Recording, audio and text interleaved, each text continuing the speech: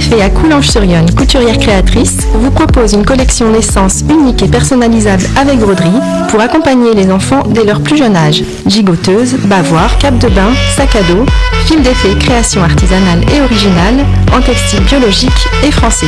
Fil des Fées 12 rue du Pont à Coulanges-sur-Yonne, 07 50 06 82 19 et sur internet www.fildesfées.fr.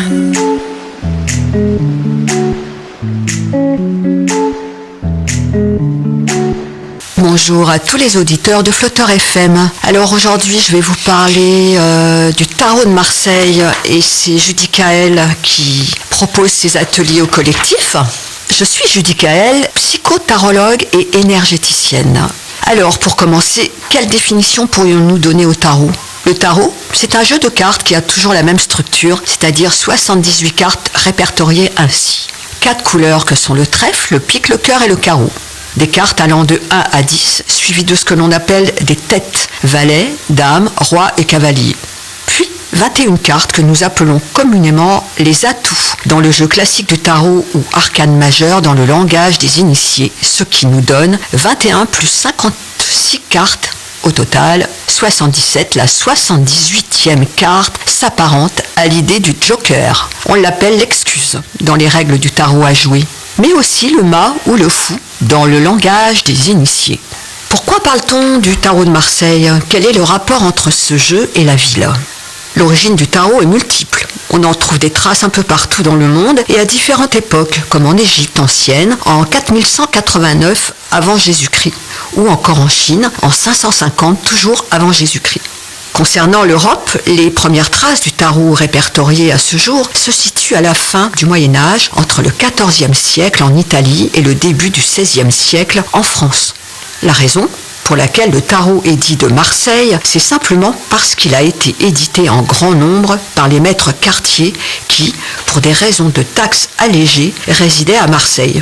Les versions les plus connues de ces maîtres sont, à ce jour, Grimaud et Convert. Mais il existe une multitude de versions du tarot de Marseille. De nos jours, les plus modernes et connues sont celles de Rider-Waite, éditée en 1910, ou d'Alexandru Jodorowsky en 1997. Quelle est donc la fonction du tarot de Marseille ? Bien évidemment, en France, quand on parle du tarot, on pense à tirer les cartes et à lire l'avenir. Le tarot a donc une réputation d'art divinatoire, mais a-t-il été conçu comme support pour les voyants, les médiums ? Non, pas vraiment. L'étymologie du mot divinatoire n'est pas deviner, mais devenir. Ainsi, l'art divinatoire, ce n'est pas de prédire l'avenir, mais d'apprendre à le construire. C'est donc un art de vivre. Il est fait de symboles, mais surtout de philosophie et de psychologie. C'est une feuille de route commune à tout être humain qui permet de se découvrir profondément. Enfermer la lecture du tarot dans un aspect médiumnique, ésotérique ou occulte, revient à parler du saut en parachute sans avoir jamais sauté soi-même. Et oui, le tarot de Marseille est souvent un pont entre nos systèmes inconscients et notre système conscient, ce qui lui confère une valeur propre qui reprend l'adage de la Grèce antique. Connais-toi toi-même et tu connaîtras l'univers des dieux. Apprendre à se connaître en tant qu'être humain et soi-même personnellement est la base de toute sagesse, qu'elle soit ancestrale, religieuse, occidentale ou orientale. Tout le monde peut-il utiliser le tarot de Marseille ?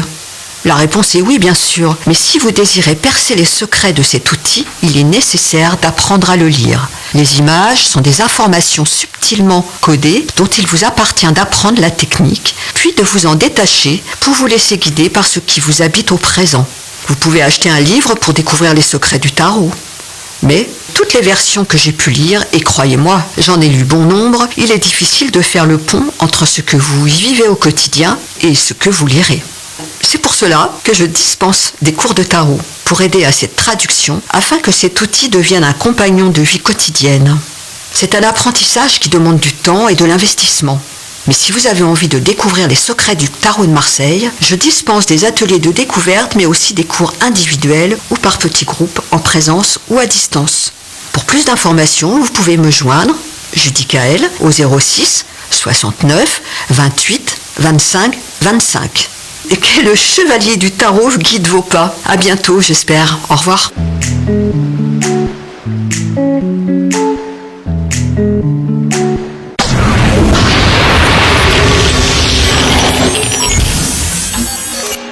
Flotteur